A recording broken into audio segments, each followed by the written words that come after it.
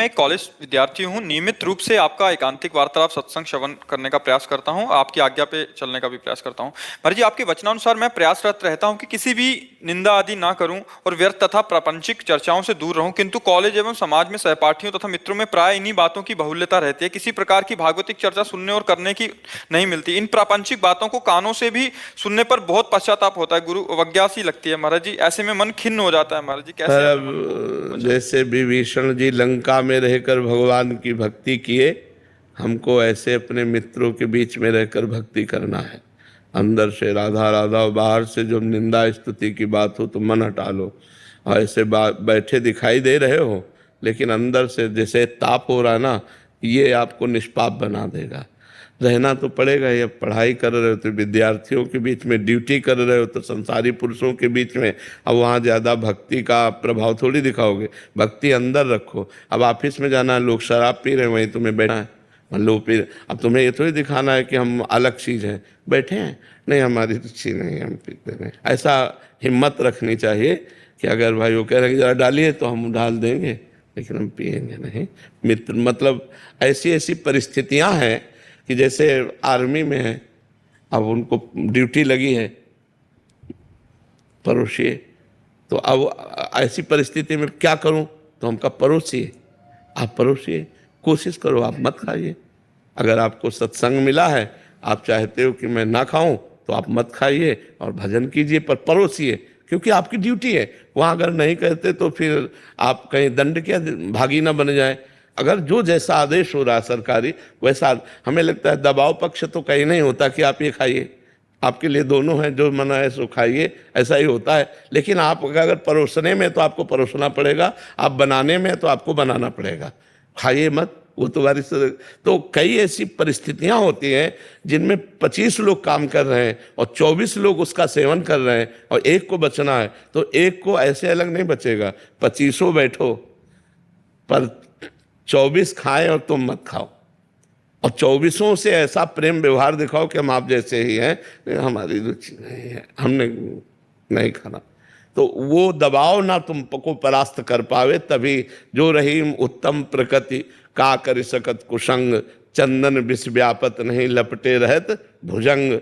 तो चंदन में काले सर्प लगे रहते हैं तो उनका विष नहीं चढ़ता, चंदन अपना शीतलता उनको प्रदान करता है। तो प्रभाव ऐसा बढ़ाओ कि 24 का कुछ प्रभाव तुम्हारे ऊपर ना पड़े।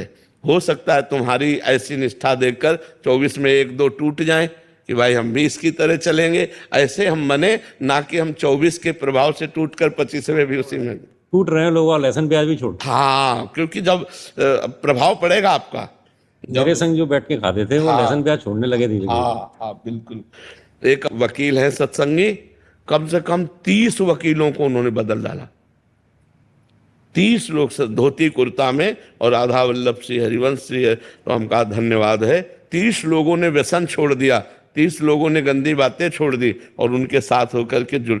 तो अगर हम चाहें तो कई लोगों को बचा सकते हैं, अपने प्रियता, अपनी मित्रता। अच्छा, कोई हट किए हुए तो देखो ये बच्चा ने, इसके मित्रों ने कहा तो इसके दिमाग में कहीं ना कहीं बात बैठी और इसने छोड़ा, इसको रास्ता मिला, देखो बढ़िया चल पड़ा।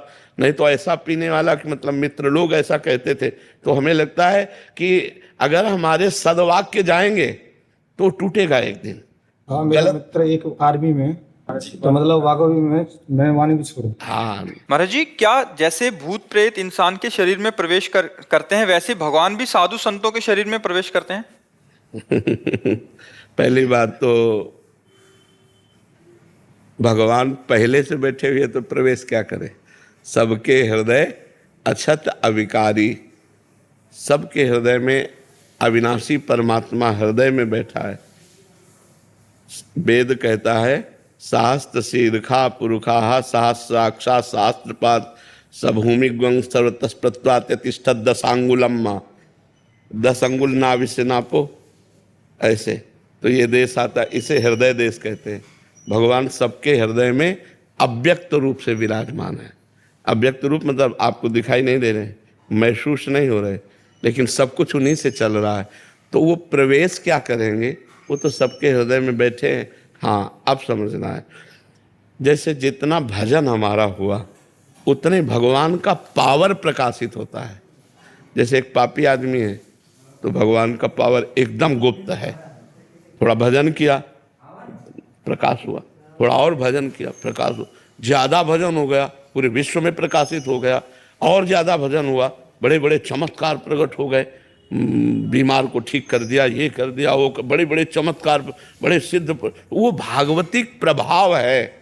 प्रवेश तो भगवान तब करें जब भगवान वहाँ ना हो, भगवान तो सबके अंदर होते हैं, समझ में। अब रही भूतों की बात, तो जैसे अब हमारे कर्म का भोग आना है, हमारा हृदय मलिन है, तो हमारे एक आवेश आएगा, वो भूतों का हो, प्रेत का हो, पिशाच का हो, वो हमें दंड देगा, जलाएगा, जितने दिन होगा उतने दिन होगा, फिर अपने आप खत्म हो जाएगा, या कोई ऐसा संयोग बन जाएगा। प्रधान हमारा कर्म हमको दंड देगा, ना कि भूत प्रेत। अगर हमारा कर्म नहीं है दंड भोगने का, तो इस स्मशान से गुजर जाओ, कहीं कोई तुम्हें नहीं लगे। अगर कर्म है तो घर बैठे तुम्हारे दिमाग खराब हो जाएगा, घर बैठे तुम में प्रेत का आवेश हो जाएगा। पर भगवान का ऐसा नहीं, क्योंकि भगवान सबके हृदय में पहले से विराजमान है। कहो सो कहाँ जहाँ प्रभु ना ही, कहो भाई कोई ऐसी जगह जहाँ प्रभु ना हो, वो तो सब जगह विराजमान। सबसे ज्यादा अपने गुरु के चिंतन में बना रहता है। जब अपने गुरु को ही प्रभु मान लिया तो क्या उनका नाम जप, उन्हीं का नाम जप करके भगवत नहीं, नाम जप प्रभु का करो, ध्यान गुरु का करो। शास्त्र ऐसी आज्ञा करता है, ध्यान मूलम गुरु मूर्ति, पूजा मूलम गुरु पदम, और मंत्र मूलम गुरु वाक्यम। गुरु ने कहा राधा जपो, तो जपो राधा, और ध्यान करो गुरु का, तो मोक्ष मूलम गुरु कृपा। गुरु कृपा से मोक्ष की प्राप्ति हो जाती। ध्यान अपने गुरुदेव का कर रहे हो, नाम जप कर रहे हैं, तो गुरुदेव ही साक्षात परब्रह्म है। वो जो भावना करोगे, राम श्री कृष्ण जो भावना करोगे, वही रूप में वो दर्शन दे देंगे। जाकी रही भावना जैसी, प्रभु मूरत देखी तिन तैसी, वैसे अनुभव में आ जाएगा। महाराज जी, जैसे नाम जप करने बैठते हैं, भजन करने बैठते हैं, तो आपका ही चिंतन बना रहता है, हमारा मन आपसे ही बातें करता रहता है रात को भी। हाँ, तो बहुत सुंदर भजन है। बस भाव अपना ठीक रखे तो सुंदर भजन है। गुरु का ध्यान करना, मान लो ये शरीर कहीं ना कहीं भगवान के चरणों में समर्पित है, तो जब इसका चिंतन करोगे तो भगवान का चिंतन तो आ ही जाए। देखो संत वेश ऐसा है कि जैसे निकला तो देखे, हे बाबा राधे श्याम, भले आप ऐसे ज्यादा आदर न दो तो इतना तो बोलोगे जय श्री राम बाबा। कितनी बड़ी बात हुई कि आपके मुख से भगवान का नाम स्मरण हो गया। आप भगवान की याद, बाबा राम राम, राधे श्याम, ये भगवान का नाम। संत इस वेश का प्रताप कि भगवान की स्मृति आ गई, भगवान का नाम आ गया। और जिस समय भगवान की स्मृति नाम आवे वही समय सार्थक है, और तो सब बेकार ही जा रहा है जीवन। तो हमें लगता है यदि हम संत का चिंतन करें और नाम जब भगवान का करें तो हमें फिर बहुत जल्दी आगे बढ़ने का अवसर मिल जाएगा। महाराज जी, मन में भगवान का नाम चल रहा है और चिंतन आपका चल रहा है, तो भगवान नाराज तो नहीं होंगे? बात तो बार बार वही कह रहे हैं आपको। अब आप कहोगे आपका चिंतन करें तो हम मना कर देंगे कि हम दास हैं, हमारा चिंतन करो, स्वामी का चिंतन करो। पर आपके भाव है कि गुरु साक्षात परब्रह्म, तो आप अपने भाव से चिंतन करो। अब हम ये थोड़ी कहेंगे तो हमारा चिंतन करो, हम तो ये कहेंगे हमारे प्रिया प्रीतम का चिंतन करो, राधा नाम का चिंतन करो, कृष्ण का चिंतन करो, संतों का चिंतन करो। अब पकड़ो बात। अब डायरेक्ट हमसे कहना चाहो कि हमारा चिंतन करो तो हम तो मना कर देंगे। के श्रीमुख से सुना था कि भगवत प्राप्ति 5 प्रकार की होती है, तो किस प्रकार से करनी है महाराज जी? क्या 5 प्रकार का तात्पर्य होता है? हमारी जैसी भावना होती, भगवान के समान वैभव प्राप्त होना, भगवान का जैसा रूप प्राप्त होना, भगवान में लीन हो जाना। जैसे हमारे दास्य, सख्य, वात्सल्य, गोपी भाव, सहचरी भाव, ये भाव है ना, तो हम जैसी भावना करते हैं वैसी हमको भगवान की कृपा प्राप्त होती है। अगर हम अभेद चिंतन करेंगे तो भगवान में लीन हो जाएंगे, उसे एकत्व मोक्ष कहते हैं। और भगवान के रूप का चिंतन करते हुए जैसे राम रूप का चिंतन किया और उसी में तन्मय हो गए, तो हम राम रूप को भी प्राप्त हो सकते हैं। जैसे भगवान के धाम में जितने जाते हैं सब हरि रूप जाते हैं, वैकुंठ में जितने रहते हैं सब हरि के समान ही रहते हैं। 4 भुजा श्यामलंग सब भगवत, गीध देह तज धरि हरि रूपा आता ना, हरि रूप धारण करते हैं। तो सारिष्ट सामीप्य, भगवान के समीप रहना, सायुज्य, भगवान का मोक्ष पदवी प्राप्त कर, तो ये भगवान की सबसे मोक्ष है। हमको इस चक्कर में नहीं पड़ना, हमको भजन के चक्कर में पड़ना है। कि हमारा 1 मिनट भी भजन से खाली न जाए। बस हमको ये चिंतन करना है, हमको ये चिंतन नहीं करना कि हमें सारिष्ट में मोक्ष मिले, कि सारूप्य मिले, कि सामीप्य मिले, कि एकत्व मिले। मालिक जाने, हमें केवल भजन करना है, अच्छे आचरण करना है, भजन करना है, भगवान की लीला कथा सुनकर उसमें मस्त रहना है। किसी भी मनुष्य को ये कैसे पता चलेगा कि वो इस जन्म में उसकी आत्मा का क्या संकल्प लेकर आया है? संकल्प विकल्प से नहीं बात होती, कर्मों से होती है। हमारे पूर्व के कर्म जैसे हैं, तो अब भजन करोगे तो ज्ञान हो जाएगा तुम्हें कि पूर्व में तुम क्या थे, आगे क्या होने वाला है। भजन से पता चलेगा। ऐसे थोड़ी, ऐसे तो इतना भी तुम्हें पता नहीं। किसका प्रश्न है ये? ऐसे तो इतना भी तुम्हें पता नहीं कि तुम 9 महीने माँ के गर्भ में कैसे रहे। पता है बोला? हम सब लोग रहे, लेकिन अपने लोगों को कुछ पता है? 1 सेकंड का भी पता नहीं। इसी जन्म की बात, तो हम क्या कर्म का संकल्प लेकर आए ये क्या पता चलेगा? भजन करो, भजन करो, तपस्या करो, तो उससे समझ में आएगा कि हमारे जीवन का उद्देश्य क्या है, हमारा जीवन सफल किस में होगा। भजन के बिना तो सब जीवन बेकार। इसलिए भजन करो, नाम जप करो, गंदे आचरण मत करो। तो धीरे धीरे खुद जब हृदय पवित्र होने लगता है तो पता चलने लगता है कि हमारा पूर्व क्या है, आगे क्या है, सब पता चलने लगता है। अभी पहले भजन करो। अगर पता की बात, तो इसी जन्म का हमको क्या पता है? हम माँ के गर्भ में कैसे थे, हमें ज्ञान था कि हम थे, तो हम ही, लेकिन हमें कुछ नहीं पता। तो पूर्व जन्म आगे का पता कैसे हो जाएगा? इसी जन्म का नहीं पता। इसलिए नाम जप करें तो हमारी बुद्धि पवित्र हो, तब पता चलने लगे। कोई ऐसे भजनानंदी संत हैं कि कई जन्म की बात जानते हैं, अपने तुम्हारे सबकी बात जान लेंगे, वो सिद्ध पुरुष हो गए। तो ऐसे भजन से जाना जा सकता है। ये दिमाग की बातें नहीं है, ये भजन की बातें हैं। जितना भजन करोगे उतना जान पाओगे। महाराज जी, मैंने बचपन से लड्डू गोपाल जी को भाई संबंध से सेवा किया है। अब आपकी कृपा से आपके द्वारा प्रदत्त श्री जी की अष्टयाम सेवा कुटिया पर विराजमान है। मैं और मेरी माँ जी करती हैं।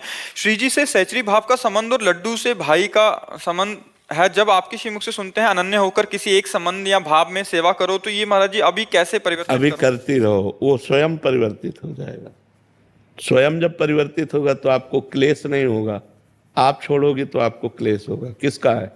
हाँ, तो आप करते रहो, नाम जप करते रहो, भजन करके भाव करते रहो। वही लड्डू गोपाल है, वही प्रिया प्रीतम है, दो तो है नहीं। तो जब उनकी कृपा होगी तो चाहे लड्डू गोपाल में आसक्ति हो जाए या प्रिया प्रीतम में आसक्ति हो जाए, भाव तो एक ही रहेगा। बच्चा और नौ किशोर, प्रिया प्रीतम नौ किशोर हैं और लालजू बच्चा है, गोपाल जू। तो हमारा अगर बच्चा भाव रहेगा तो माँ भाव रहना चाहिए। वात्सल्य के द्वारा बच्चे का पोषण होता है, तो वात्सल्य भाव रहता है। तो अगर हम प्रिया प्रीतम नौ किशोर, तो हम दास दासी हैं। ऐसे भाव से चला जाता है। आचार्य परंपरा से भाव को स्वीकार किया जाता है। तो हमको चाहिए कि गुरु वाले भाव में चलना चाहिए। अपना भाव तो वो धीरे धीरे आ जाएगा, जबरदस्ती नहीं थोपा जाता। पहले भजन करो, ऐसे चलो, धीरे धीरे आ जाएगा, भाव आ जाए। आप कह रहे हैं कि ये तुच्छ प्राणी दारू मांस आदि का बहुत सेवन करता था। धन्यवाद इसलिए करने आया हूं कि मैं इतना आदी हो चुका था। बाबा आपकी कृपा से अब मैंने सब कुछ छोड़ दिया, 1 साल हो गया। हाँ, नहीं, बहुत सुंदर भाई। हम तुम्हें धन्यवाद देते हैं जो आप बात मान करके गंदी बात छोड़ दिए। तुम्हारा जीवन अच्छा हो, स्वस्थ हो और तुम उन्नति को प्राप्त हो, यही हमारा तो लक्ष्य है कि बैठे बैठे बीमार अवस्था में भी कष्ट सह के बोलना, कष्ट सह कर आना, बस एक ही उद्देश्य, जब तक प्राण है तब तक हम अपने देशवासियों को जितना हमारी वाणी में सामर्थ्य है उतना पवित्र कर रहे हैं, उतना अच्छे मार्ग में चलावें। तो ये हमारा सौभाग्य है कि आपने छोड़ा, तो हमारी वाणी सफल हुई ना। धन्यवाद तो आपका है कि आपने हमारी बात मानकर गलत आचरण छोड़े। तो आप अच्छे बनो, नाम जप करो, अब दोबारा मत करना यार। भाव मैंने मतलब जीवन में चेंज जब आया था मेरे में कि मतलब मैंने पहले मन बनाया कि मैं कभी ना पीऊँगा।